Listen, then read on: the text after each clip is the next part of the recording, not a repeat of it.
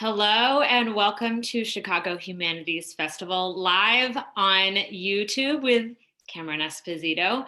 My name is Kristen Kaza. I am the co-founder and producer of Slo Mo parties, slow jams for Queer Fam, a 9-year running queer dance party in Chicago. We're actually having our digital dance party tonight. I'll tell you more about that later, and you can join us for an after party and meet us on the digital dance floor. But it's my pleasure and honor and joy to introduce a friend of mine to this virtual stage. We're not at the Vic, but we can now be able to be with our friends and family and fans from across the globe. So I want to welcome to our stage Cameron Esposito. She's the co-creator and co-star of Take My Wife. She's also the host and creator of the very popular podcast Queery, and she is the author of her recent best-selling book, Save Yourself, which I finished and is amazing. I'm so proud of you, and I can't wait to dig in and talk about this book. But first, before we get into that and have a chat with Cameron, I want to make a couple notes. I want to thank the AV Club for partnering with Chicago Humanities Festival on this live digital event. And I also want to give a thanks to the captioner for making this program accessible, something that's super important to CHF, Cameron, and myself. So the Humanities Festival, Chicago Humanities Festival, connects peoples and ideas to cultivate a more informed, inspired, empathetic, and a participatory society. So we want to encourage your participation. You can add your questions in the comments in the YouTube box, and we're going to try and to respond as many as we can in this short window that we have. And you can learn more about the digital festival and the other programs that they have by supporting the programming at chicagohumanities.org. So without further ado, put your hands together, clap in the comments for my friend Cameron Esposito. So good to see you. Okay, so first thing, I have to make a comment of a very full circle moment. So my first engagement and work with Chicago Humanities Festival was 10 years ago, and it was with Dan Savage. And I was working with the Reader. And Dan Savage, we did a collaboration of the Reader and Dan Savage at Humanities Festival, and then we did an after party, and you were a comic for that after party. And I will never forget this night because I drove down over there. He ate a brownie in my car, and then he came into a very mobbed Berlin. And I arrived there, and you were dressed from your sister's wedding, which you talk about in this book, is wearing a dress in that wedding. So I can't believe that full circle moment. Reading about it in the book just reminded me of that, our time together 10 years ago. Yeah, Dan is somebody who, well, I talk about this in the book. When I was coming out, I was in college in Boston. I was at Boston College at the time. You couldn't come out safely on campus. That was not protected by the non-discrimination policy, which was an open stance that the university held. And so I really didn't know any out queer adults, people my own age. No, I knew my girlfriend that I was kissing. Right. I found Dan's column in, I guess, is the Boston Phoenix is their free weekly, and the equivalent of the Chicago Reader, right. And started reading his column, and it was really that experience of encountering parenting within the queer community. I mean, I actually am close with my parents, and I have a good relationship with my folks.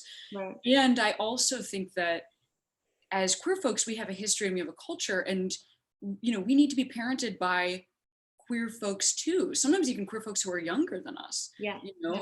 And so Dan held this really special place in my heart, and I had met him, I think, at a reading before, but you asked me if I would perform with him. Yeah. And I was the maid of honor at my sister's wedding. Yeah. And I left you did. the reception for about 45 minutes or something like that. Yep. And just sat to open for Dan. And that was how important that was to me. And then I went back to the wedding. You did. You were in the dress, right? Am I remembering that right? Yeah, absolutely. Those photos still exist. I actually tried to find the photos to be from the party, but I think they're they still are on the internet. Honestly. Like Cameron Esposito, ex Dan Savage, you might be able to find them. But anyway, that's all just to say, and then when my book came out, my book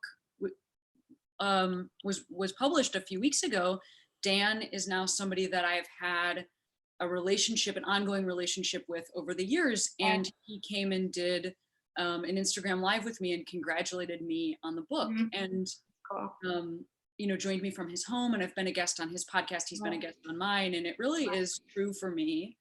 I say this also like as a person in the arts, you don't necessarily, you meet new people, but the people that you met when you first started doing the thing, you also know those people and you know them for the rest of your life, So that's true for you and I. That's true for me and Dan. I did a pop-in appearance at the Cole's open mic digital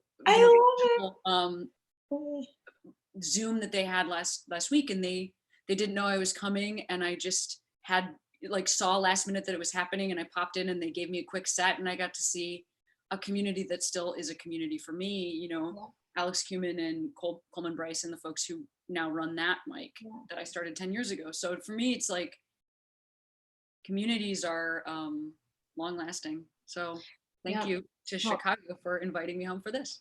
Yeah, well, and I'm so glad that you mentioned that. You mentioned like 3 things I was going to bring up. I love the book so much. From as a Chicagoan, I loved it. As a friend of yours, I loved it. But as a queer person, it was just really, really special. And there's so much I want to talk about in this book. We have such a short window of time. But you just mentioned the Cole's open mic. So that was one thing I was going to bring up is prior to the Cole's open mic, you had started Feminine Comique, which is still going on now because you wanted to create, and you mentioned these really important words, which is make space for women and of course also inclusive of trans and non-binary people in comedy. Now people might see lots of women and gender minorities in comedy or in performance or entertainment. Why is it still important now? And where do you see the priority, or who is the priority in the sort of current state of things with comedy or the future with comedy? What's so wild that is something that I think is important to even be honest about is, like you said, and you're sure inclusive of trans folks and non-binary folks. And at the time that I started that class, it really wasn't. And I don't mean that it was explicitly exclusive, but there were so few people from marginalized communities performing stand-up in Chicago that like the most out there thing that that a person could be identity wise, like the most underrepresented thing was essentially like a cisgender queer person.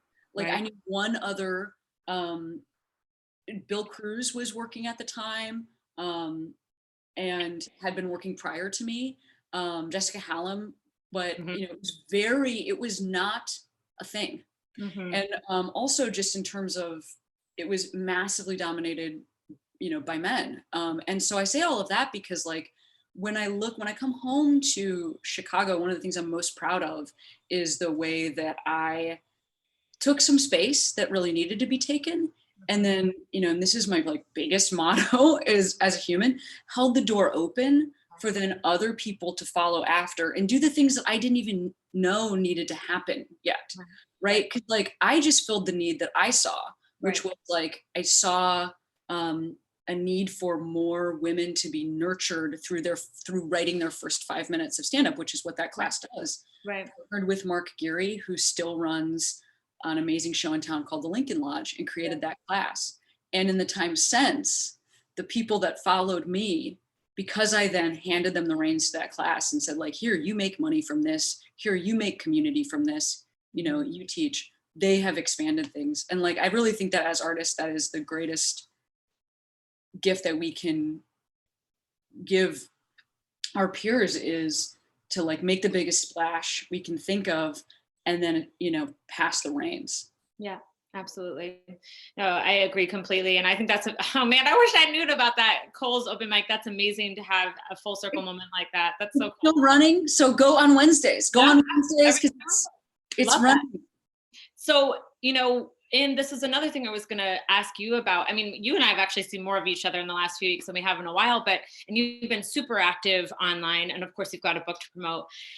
how do you think the comedy industry and performance industry is being impacted right now? I mean, comedians depend so much, of course, on a live audience, on the reception of a live audience, and then right now the future of public gathering is pretty uncertain, and this might be a new normal for us. Something that I've been thinking about as an event producer is like, this has been a huge eye-opening moment for me to think about how to make events more accessible, not just to the people in the room, which is where my focus is a lot, like in terms of, interpreters and bathroom accessibility, but also making events accessible at home. So I've been thinking more about how do we have more live streaming from events. So I was wondering if you have given any thought about the future of comedy in the immediate with what's happening right now with social distancing, and how this might affect things long-term. It's sort of perfectly dovetails with what I was just talking about. So one thing that is true for most artists, so there's folks who become woven into the fabric of Hollywood, and then they become maybe they're a television writer, and they become more part of a corporate system in Hollywood. But there are also many people, and Chicago, specifically full of them, who don't ever, become absorbed into a larger corporate entity. I essentially operate as, even though I've had a ton of jobs in television and film, I essentially operate as a small business person and work in literally the gig economy. Right. So my largest area of revenue is live performance, and that is true for most comics and musicians. And so it's just a really interesting time because we will have to pivot. Like, it's not about like, so will it then lay fallow and afterward we create some amazing art? It's like, no, we're gonna have to figure out how to pay our bills. Right. And I think that it is really, it's tough to have learned a trade and have the skill set of that trade essentially evaporate.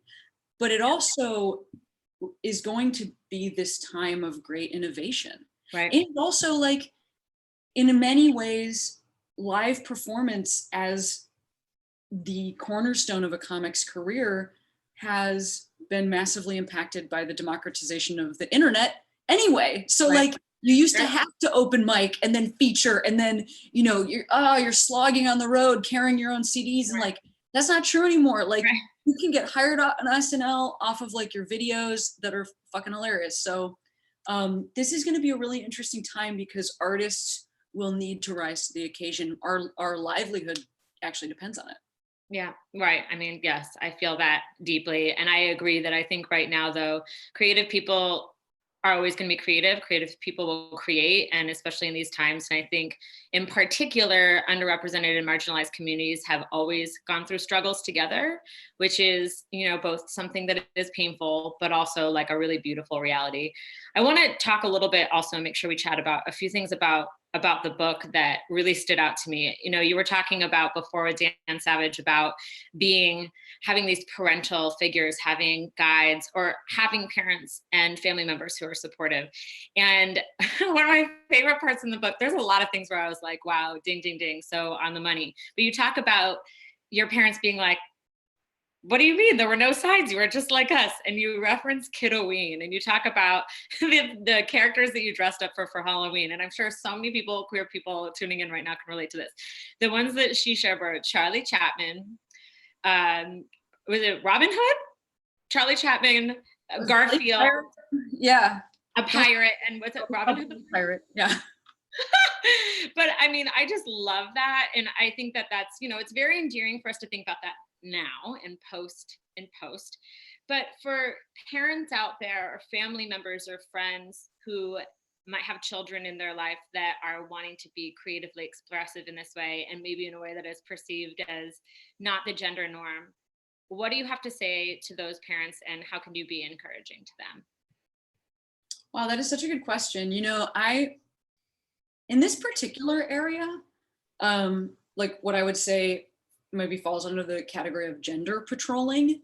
I actually received a lot of space at home growing up. I have two sisters, and they are both really traditionally feminine, and in really different ways. One of them is like business lady, and one of them is like yoga instructor who also lives in South America. So they've got some different versions of what we consider femininity covered. And I was just always doing a different thing than them. And that was sort of okay. I think what became an obstacle in my life, not just from my parents, but from friends. And, when I came out, I really lost faith, friends, and family is what happened. And I eventually gained some of those things back. But I will say that the biggest thing I would hear from people, it wasn't like, it was surprised that any of that had meant anything based on other people having a fear about my future. So it wasn't like that I had wanted to be Garfield for Halloween when I was a kid. Sure. That was cute and amazing. Right. But then it was like, wait, you want to be Garfield for your whole life? I don't think you understand. You're not gonna be able to have kids. You're not gonna make any money. You won't have any friends. You need a husband. Like, I think it was when it started to be clear that those things were serious. Mm-hmm. So for parents that might be looking at a gender non-conforming kid and think it's cute, like, some of this stuff might become less cute, and it doesn't mean it will become less a part of that person's identity. Some of the worst stuff that has ever happened to me was other people fearing for my future. Right. It wasn't actually what was ahead for me. It was the fear. Right, and those projections of what they think will happen in that future. It is so loud in my apartment right now. I just want to say, I don't know if you can hear that, but so sorry if you can. Yeah, hear what? Loudness outside of the apartment. Are we sounding good? Right, I think it sounds great. I feel like we're practically in the same living room. You've got your colorful bookshelf. I have my colors behind me. We didn't even talk about the rainbow color coordination. We're just that queer, So, and I also love the visibility of talking about the Halloween costumes, but there was so many different things in the book. I mean, I could talk about a lot of them, but I love your reference to like illegally downloading the L Word on LimeWire, which play by play is exactly what I'd done. I know we're close in age, but like, I remember I went to Blockbuster to go get it, and I trudged back in the snow. It was like on my winter break or something. My roommates weren't there, and I popped it in, and it was Fiddler on the Roof. And I was like, what?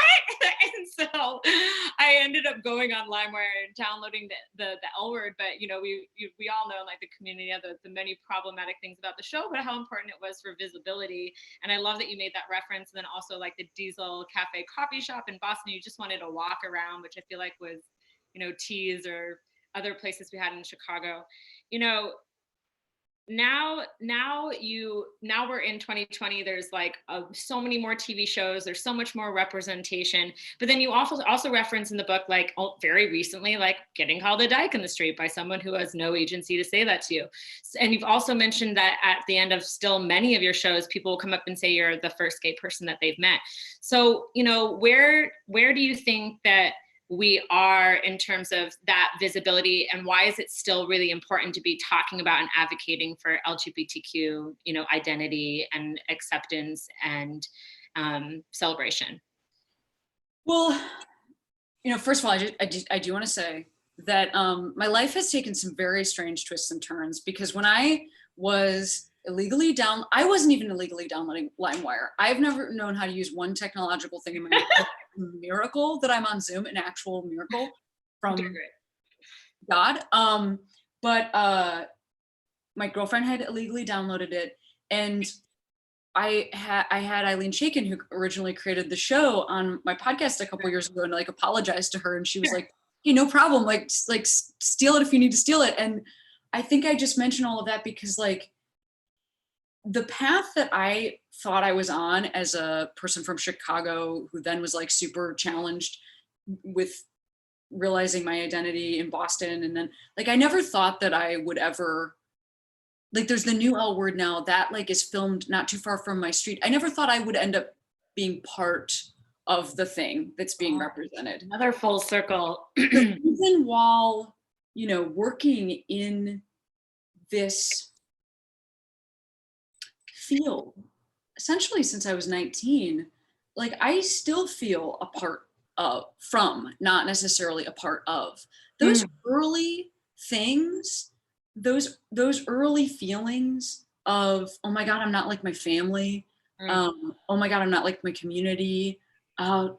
Maybe I dated the person that I didn't really want to date. Like those things persist. And it kind of sometimes doesn't even matter what happens to you after that, because you still have that. Like, you know, I mean, yeah, we're still that feeling of that outsider, you know, experience.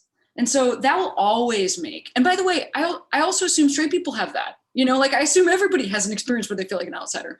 So it's really always going to be important to show marginalized voices, because like it helps us connect with the outsider in us. You know, you can go to the L Word premiere. You will not feel like you are part of the L Word. I guarantee you. You will always feel that it is the carrot. It is the you're Gadsby and it's Daisy or whatever. It's the light on the distant dock. But in terms of like where we actually are, I would also say that it's, you know, marginalized voices always seem to take up so much room in people's minds and imaginations that like it feels like there's a zillion of us. Right. Oh my God, everything's a Black television show right now. It's like just Issa Rae has a show. You know what I mean? Right. Only Blackish. Like it's like, you know, it's not, or like, queerness. Everything is queerness. It's like we've got work in progress. We've got the new L Word. That's pretty much it. You know, like it's. Well, we have Vita. I just started watching Vita. Vita. We also have Pose, but I just mean like, we're not. All of those things are still premium cable, you know, right. Or niche, you know, aimed at an audience that self-selects. Right. So, you know, I just think there's also always more space. Right. Turns out we don't even notice when straight white dudes make shows. Right. They just make shows and shows and shows. Just so much. I know. Did we ask for another? I sure didn't. Neutral, normal shows. But we have 4 shows. Did I miss one? Vita? Yeah, I mean, of course there's more than 4, but just in terms of like those, you know, I hear what you're saying about. It's representation too, because I also think it's different to have a show like Euphoria, which has some great queer representation in it, but is not about queer community, and that's also fine too, but it's not that's a different thing. Right. Well, the point being that we have to have all kinds of representation so it can be nuanced, because then we don't want to always be looking and being like, Cameron is our one lesbian comic, right? Like, you don't want that. No one wants that. And of course, that's also not true. You know, lots of amazing queer women comics, but that idea that by having more representation, we can become even more nuanced about our stories, which is like what I love about your book and like about so much of the content that you're talking about, because it showed just like such a breadth of where you've gone in your career too. And you look like you were about to say something. I was gonna say Mae Martin's show. I was gonna make sure to call out Mae Martin's new Netflix show. What is it? But it is called, oh my God, what is it called? Well, it's on Netflix. Mae Martin's show on Netflix. Oh, yes. Feel Good? Feel Good. Yes. Yeah. But I mean, the other thing that I would say also when we talk about, because I do actually hear that there are a lot of queer comics now. Sometimes people want to be like, everything is queer. Like, it's like, but okay, so if we have those 5 shows or however many shows, you know, are centered around queer folks, it's like, but that's how many we've also ever had. Like it's just, before that, it was just Queer as Folk and the L Word. It's not like we haven't been part of history for the whole time. And, you know, I say the same thing for queer comics. It's like, we've always been here, but we have not necessarily always had specials. So I think we need to have a few specials. I would agree. We do have some questions from the audience, so I want to make sure that I give some time for that. So this one is from Cohen Kraus. When did you realize you were good and that you had something really important to say? Did it happen in Chicago or when you moved to LA? Oh my God, that's cool. What a good question. I think the thing about being a comic that keeps one coming back to it is that you never think you're that good, but you think you're amazing right from the start. If you have a personality where the first time you do stand-up, you're like, I am so good at this, but you also feel utter shame, you should continue to do stand-up. That's the right personality. I think that for me, what really changed my understanding of self in terms of, can I do this professionally? I was on the Late Late Show with Craig Ferguson a year to the day after moving to LA. And so that was really like a big shift, because I had always thought, well, maybe I can do live performance, but I thought I really thought that Hollywood would never want me. I thought it was too gay. I thought it was too butch, whatever it was, too out there, like that my jokes were too story-like. And then once I was on TV, and it went very well. And I just felt like, oh, got it. Like, I can do this. So something like clicked for you. And I mean, that was such a seminal moment for you. I mean, I'll never forget that. Like when they called you over to the chairs, it's like, you can't make that stuff up. It was incredible. But even still though, you know, you have, I think you are very, very hardworking. And so there's sort of, I think for a lot of creative people, this idea of making it, and that there really never is, because you are going to always continue to make, right? Yeah, and I wish I could have found like the exact passage in the book where I talk about this, but essentially I have this whole passage in here about like,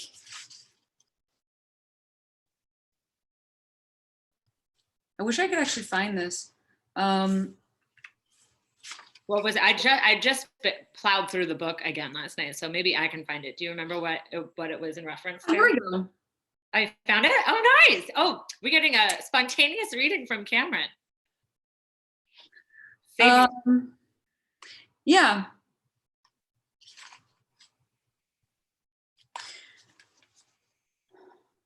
When I watched Tig Notaro, or asked Maria Bamford those years ago, I wasn't trying to figure out how to do this. I'd gotten booked to open for them or asked for guest spots. I was playing the game.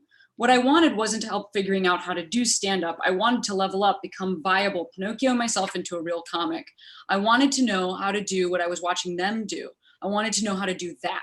That is the impetus that drives us. It's the reason any of us start doing stand-up. It's the reason any of us start doing anything. That is what we experience watching our favorite comic live for the first time. Hello again, Margaret Cho. That is watching couples emerge from City Hall in Boston and thinking, I guess I could get married someday. That is when you hear somebody got a manager or agent or new faces. It's a microphone-shaped carrot just out of reach. The thing is, you never reach it. You never do that. You might get to headline at clubs where you used to open, and you might develop hours of material to replace that first 5 minutes you wrote, but you never get to catch up with the comics who started before you, and you never get to the point where you understand what moves you'll make to get to the next level. The carrot always stays out of reach. Or you grab the carrot and eat it and you're like, fuck, I need another carrot. Or the carrot goes mushy in your hands. Say you get a TV show or on a new streaming service, and then that streaming service shuts up shop, or you write a great hour of material, record it, release it, and it's a hit. Either way, you always got to make more. There's no one success or failure that makes you. There's no perfect joke. Goals will blow up in front of you. You'll wear the wrong vest and fail. You'll wear a better vest, still fuck up, and take an 80-block walk. All of this is actually good for you, but it doesn't feel good. It feels like shit. I'm not suggesting that you should play the comedy violin while the Rome of your career burns. I'm saying that every comic, every person really, so go ahead and use this as an allegory if you want to be all old man in the sea about it, has had this experience, because every comedy career is flush with it.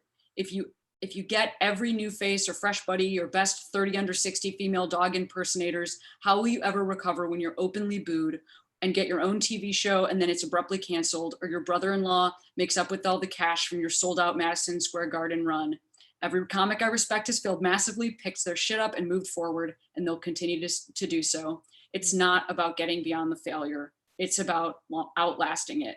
If you hope to make comedy a lifelong career and you're lucky enough to live a long life, outlasting is the answer. Outlasting doubt, outlasting failure, and keeping a hare's short-term goals in mind while running a tortoise's race. Boy, I really agree with myself, actually. I think that we can wrap it up now.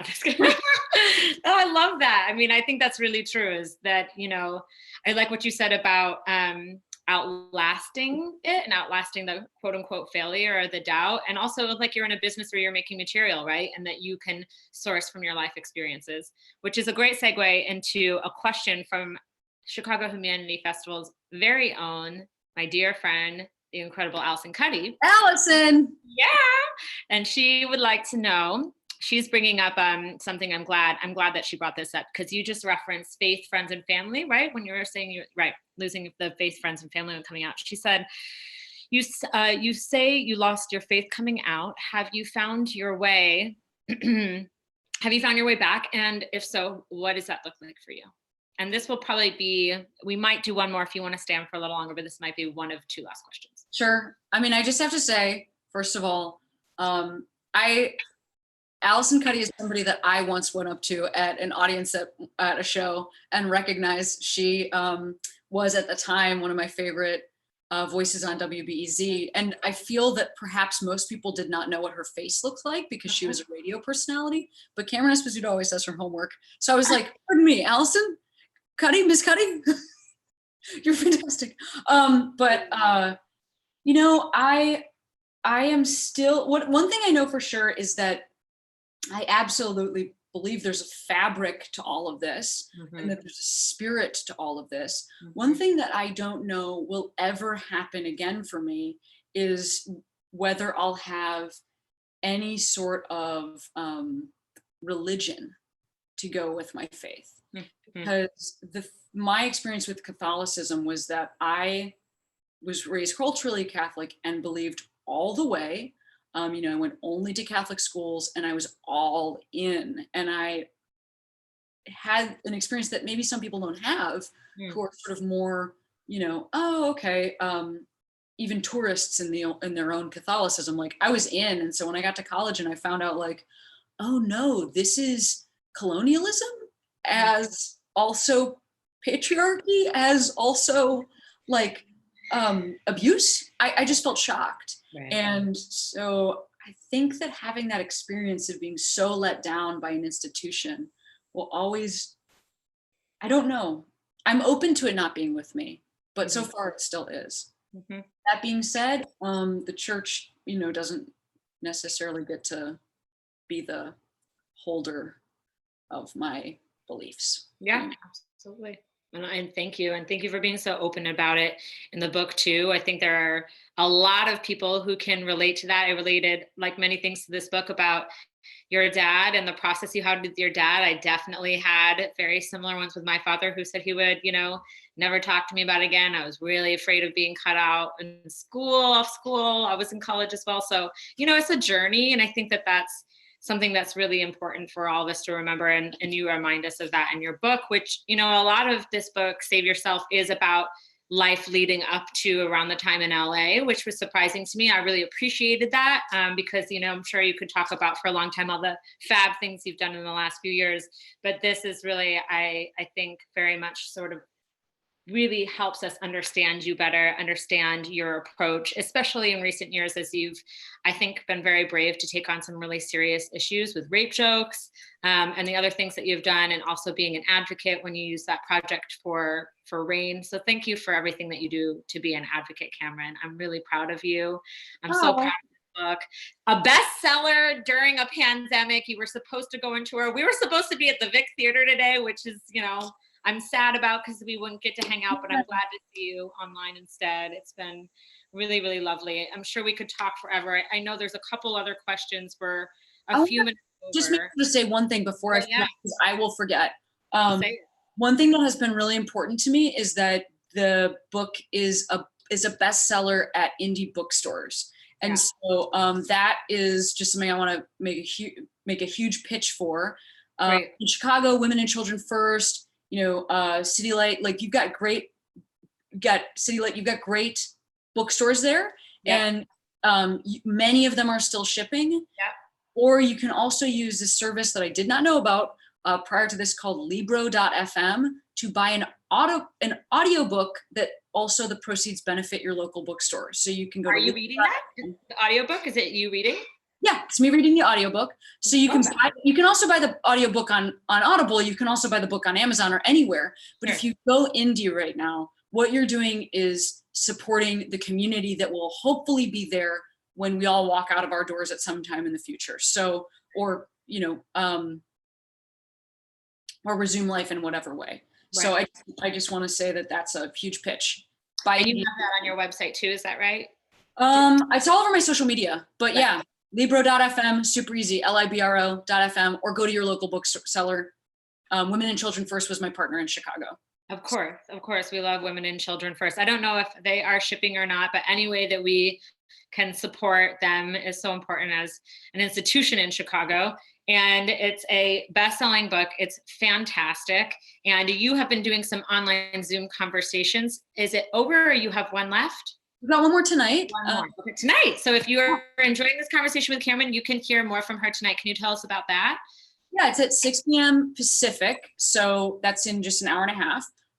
And it will Central.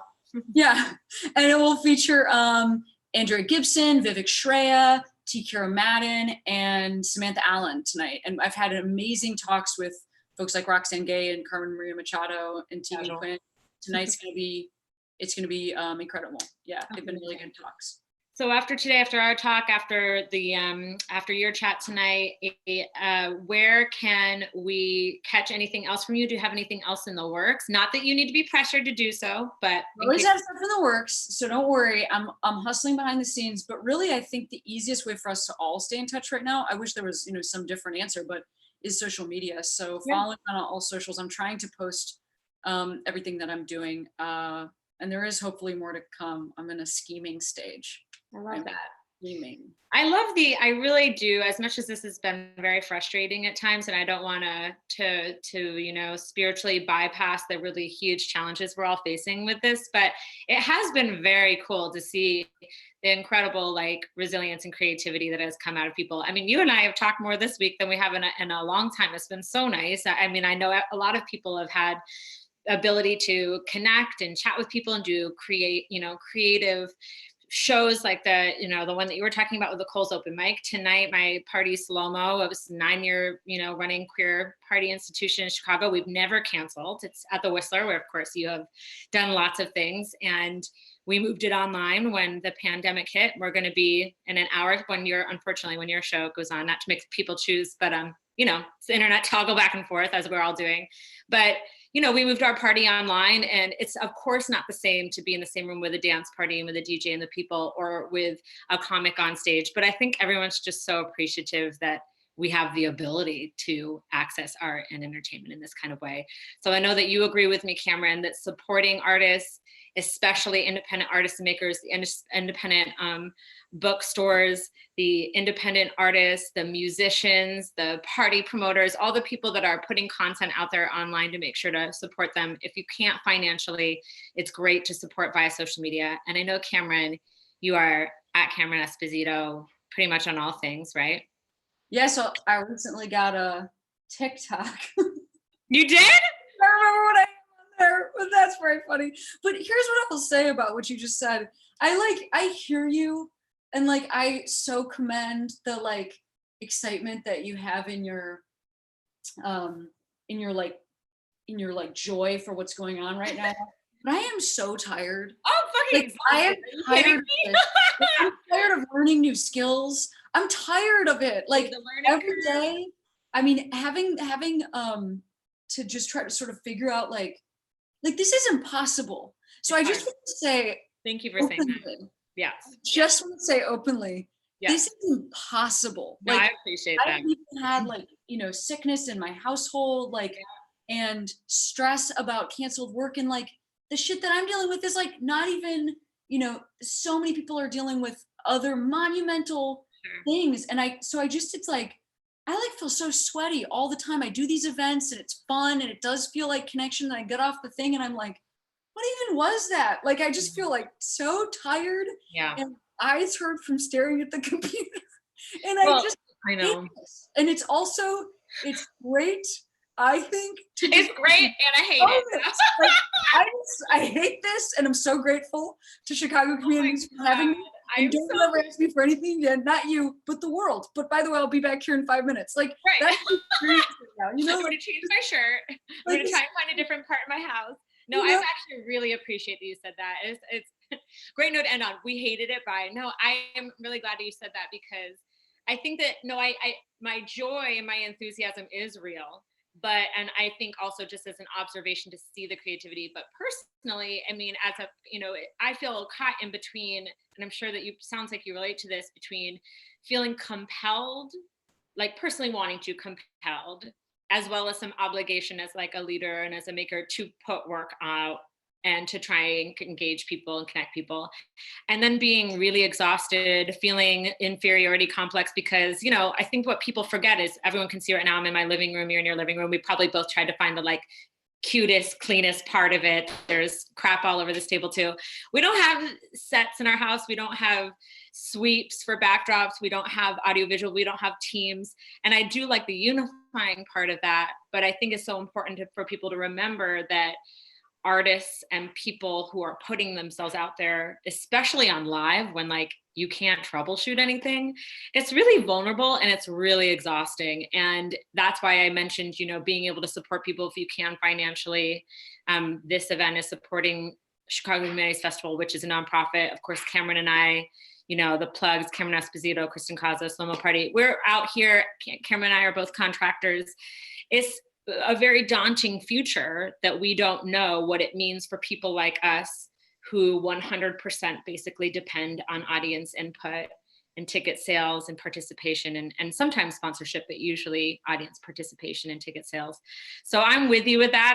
I some days are great and other days are really hard. And actually, I think that, I wasn't expecting you to talk about that, but what's something that you do when you are having one of those more difficult days? And you might have some things you have already committed to do online. What do you do for yourself to get into a better place, not just for the audience, but for you? Well, I mean, I think that's just why I was trying to be honest is I'm just trying to lead with a lot of honesty. And I don't mean like in terms of, I just am trying to do my very best to talk myself out of managing other people's expectations or needs. Like yes, this is affecting all of us in some ways, but in a lot of ways, like we are not in this together. I keep hearing we're in this together, and like in many ways we aren't, because we're in our separate spaces, and this affects us all differently. Right. And no matter how, like, it affects us differently on so many vectors. And so, really this is a time when like the best thing that we can do is sort of take care of ourselves. And I don't mean that in like a, kick somebody else in the face. I mean, like, make sure that I'm being as honest with myself as I can so that I can like be of greater service to the community.